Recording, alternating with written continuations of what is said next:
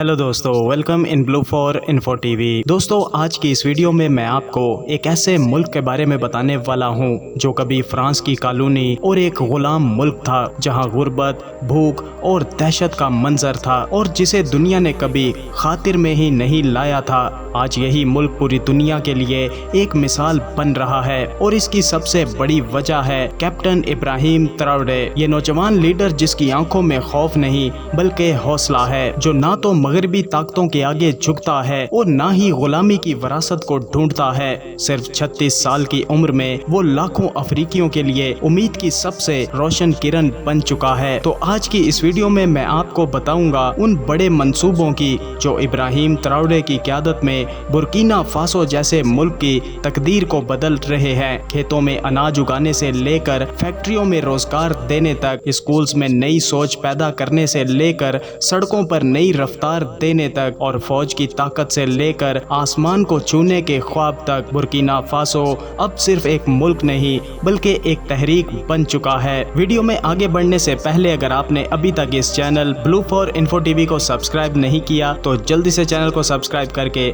साथ bell notification को भी ऑन कर दें। दोस्तों, जब कैप्टन इब्राहिम ट्राओरे इक़्तिदार में आए तो सबसे पहले इन्होंने मुल्क की भूख और किसानों की हालत को समझा। बुर्किना फासो में बड़ी मिकदार में टमाटर उगाया जाता है लेकिन इसकी सही कीमत नहीं मिलती। किसान इन्हें सड़कों पर फेंक देते थे या बहुत कम दामों में बेच देते थे। इस मसले को हल करने के लिए इब्राहिम ट्राओरे ने 2 बड़े टमाटर प्रोसेसिंग सेंटर तामीर करवाए जो कि बोबो दिलासो और याको शहर में है।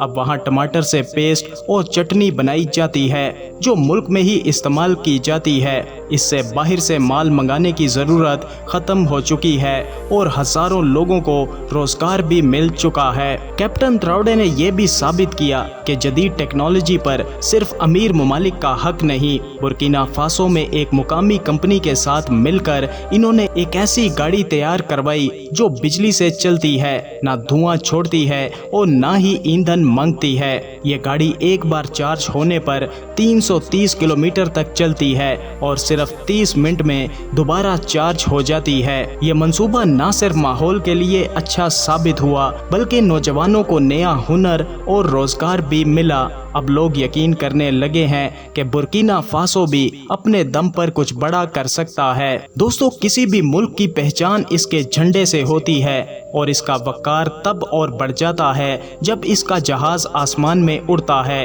कई सालों से बुर्किना फासो की कौमी एयरलाइन बंद पड़ी थी लेकिन इब्राहिम ट्राओरे ने इसे दोबारा जिंदा किया। 2 नए जहाज लाए गए और मुल्क के मुख्तलिफ हिस्सों में परवाजें शुरू की गईं। इससे न सिर्फ तिजारत और सियाहत को फ़रोग मिला बल्कि लोगों को ये महसूस हुआ कि इनका मुल्क अब अपने पाँव पर खड़ा हो रहा है। एयरपोर्ट्स पर हज़ारों लोगों को रोजगार मिला और मुल्क की साख भी बढ़ी। सेहत की सहूलियात किसी भी मुल्क की रीढ़ की हड्डी माने जाते हैं। कैप्टन ट्राओरे ने इस बात को समझते हुए बोबो दिलासो में एक बड़ा यूनिवर्सिटी अस्पताल तामीर करवाया। यहाँ मुल्क भर से मरीज इलाज के लिए आते हैं और साथ ही नए डॉक्टर्स को आला मयार की तालीम मिलती है। पहले लोगों को इलाज के लिए दूसरे ममालिक जाना पड़ता था लेकिन अब अपने ही मुल्क में जदीद इलाज मुमकिन है। इस अस्पताल में जदीद सहूलियात, नई दवाएं और मशीनें मौजूद हैं जिससे आवाम को बड़ी राहत मिली है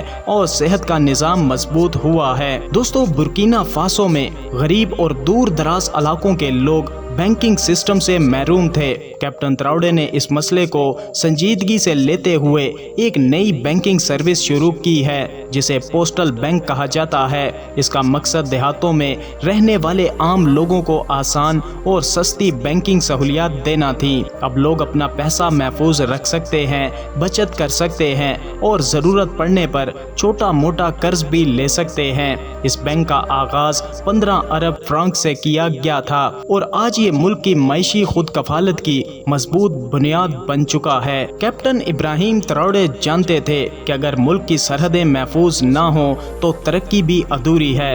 انہوں نے صرف زمینی حفاظت ہی نہیں بلکہ فضائی حفاظت کو بھی مضبوط بنایا ہے۔ ترکی سے جدید نگرانی کرنے والے ڈرون منگوائے گئے جو دشمن کی سرگرمیوں کو ہوا سے دیکھ کر درست معلومات دیتے ہیں۔ اب ملک کے سرحدی علاقوں میں فوج کے ساتھ ساتھ آسمان سے بھی نگرانی کی جاتی ہے۔ اس سے دہشت گردوں کے حوصلے ٹوٹ گئے ہیں۔ یہ فیصلہ ملک کی سیکیورٹی کے لیے تاریخی ثابت ہوا۔ دوستو، برکینا فاسو جیسے ملک میں جہاں گرمی بہت شدید ہوتی ہے اور پانی کی کمی عام ہے، وہاں پانی کی حفاظت سب سے بڑا سوال ہے۔ کیپٹن تراوڈے نے اس معاملے کو سنجیدگی سے لیتے ہوئے ایک بڑے آبی تحفظ منصوبے کا آغاز کیا۔ 145 ملین ڈالر کی لاگت سے یہ منصوبہ شروع ہوا، جس کا مقصد ملک کے ہر کونے تک صاف اور محفوظ پانی پہنچانا تھا۔ کنووں کی مرمت کی گئی، ٹینک بنائے گئے اور گاؤں گاؤں تک پائپ لائن بچھائی گئی۔ آج برکینا فاسو کے لاکھوں لوگوں کو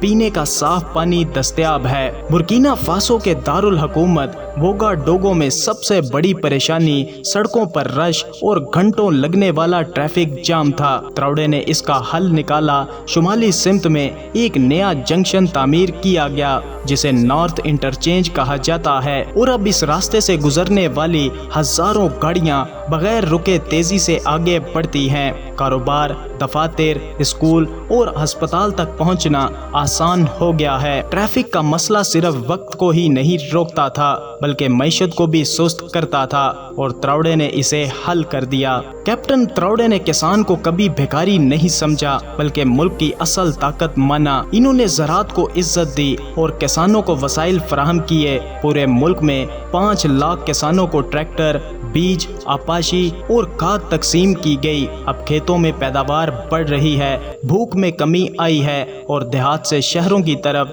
ہجرت بھی رک گئی ہے۔ یہ صرف ایک منصوبہ نہیں تھا بلکہ کسان کے چہرے کی پریشانی کو مسکراہٹ میں بدلنے کا عمل تھا۔ برکینا فاسو میں سورج خوب چمکتا ہے لیکن پہلے اس کی روشنی صرف گرمی دیتی تھی، اب یہی روشنی ملک کو بجلی فراہم کر رہی ہے۔ کیپٹن تراوڈے نے پورے ملک میں شمسی توانائی کے پلانٹ لگوائے۔ گاؤں سے لے کر شہروں تک اب لوگ سورج کی روشنی سے چلنے والی بجلی استعمال کرتے ہیں۔ اس سے نہ صرف باہر سے بجلی منگوانے کا خرچ کم ہوا بلکہ ماحول بھی محفوظ ہوا۔ ہر چھت پر اب امید کی کرن جگمگا رہی ہے، اور یہ منصوبہ برکینا فاسو کو توانائی کے شعبے میں خود کفیل بنا رہا ہے۔ برکینا فاسو سونے کی کانوں کے لیے مشہور ہے، لیکن افسوس کہ یہاں کا سونا پہلے باہر بھیجا جاتا تھا اور اس کی اصل کمائی غیر ملکی کمپنیاں لے جاتی تھیں۔ کیپٹن تراوڈے نے یہ ناانصافی ختم کی۔ سن 2023 میں ملک کا پہلا سونا صاف کرنے کا مرکز شروع کیا گیا۔ اب روزانہ 400 کلو سونا ملک میں ہی صاف کیا جاتا ہے۔ اس سے ملک کو کروڑوں کی آمدن ہو رہی ہے اور ہزاروں نوجوانوں کو روزگار مل رہا ہے۔ دوستو، ایک وقت تھا جب برکینا فاسو کے کپڑے دور دور تک مشہور تھے، لیکن آہستہ آہستہ یہ صنعت ختم ہوتی گئی۔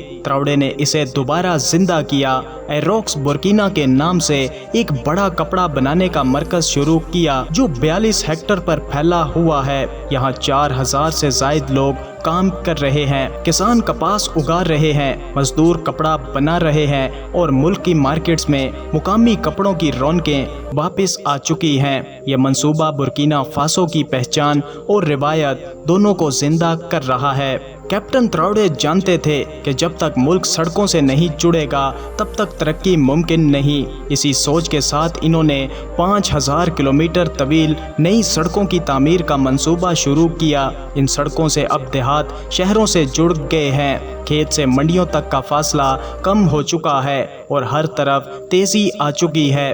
یہ سڑکیں صرف کنکریٹ کی پٹیاں نہیں بلکہ اعتماد کے راستے ہیں جو لوگوں، کاروبار اور جذبات کو جوڑ رہی ہیں۔ دوستو، ملک کا دفاع صرف بندوق سے نہیں بلکہ ایک مضبوط حکمت عملی اور جدید نظام سے ہوتا ہے۔ تراوڈے نے روس کی مدد سے ایک طاقتور افریقی کور فوجی مراکز قائم کیا ہے۔ یہ مرکز ملک کی فوج کو جدید تربیت، ہتھیار اور نگرانی کا نظام فراہم کرتا ہے۔ اس سے برکینا فاسو کی فوجی طاقت کئی گنا بڑھ چکی ہے۔ اب ملک کی سرحدیں اور اندرونی علاقے پہلے سے زیادہ محفوظ ہیں اور دشمن قدم رکھنے سے پہلے سوچتا ضرور ہے۔ یہ تھے وہ عظیم کام جو کیپٹن ابراہیم تراوڑے نے ایک ایسے ملک میں شروع کیے جسے کبھی غلام کہا جاتا تھا۔ آج وہی ملک کہہ رہا ہے ہم اپنے پسینے سے اپنی تقدیر لکھیں گے۔ تراوڑے نے ثابت کیا کہ تبدیلی صرف نعروں سے نہیں آتی بلکہ محنت، ہمت اور حق سے آتی ہے۔ تو دوستو، برکینا فاسو کی اس تیز ترین ترقی کے بارے میں آپ کی کیا رائے ہے؟ اپنی رائے کا اظہار ویڈیو کو لائک اور کمنٹ کر کے ضرور کیجیے گا۔ ملتے ہیں کسی نئی ویڈیو کے ساتھ، تب تک کے لیے خدا حافظ۔